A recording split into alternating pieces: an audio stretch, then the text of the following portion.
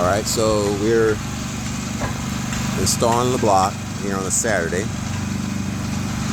and we went up 11 courses because I have a 7-inch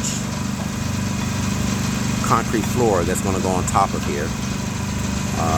So we're going to start forming that up probably next week.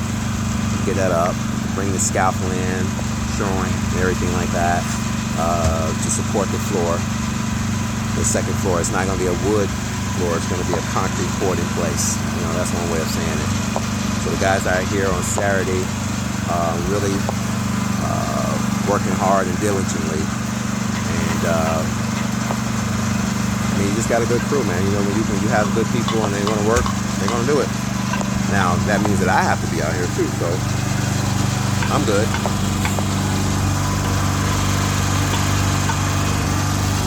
So here, it's kind of unique. I got it kind of like, this is a stairwell.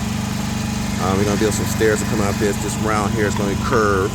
It's going to be a curved, poured in place wall, concrete wall, 8 inches. And it's going to tie into this. Can I have my finger here? Oh, it's going to tie into this here. So we're going to go up. And then this is the stairwell that's going to go up to the second floor. This is a guest house that we're doing, but it's a garage underneath.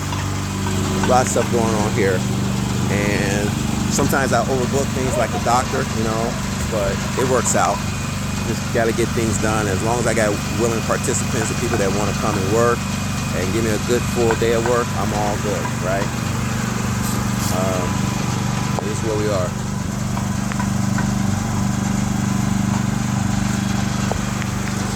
Keep watching the videos, stay tuned, and by next week you're going to see this project kind of like take off.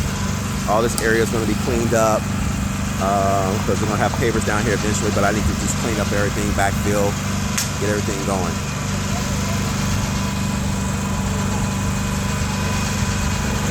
Till next time, peace.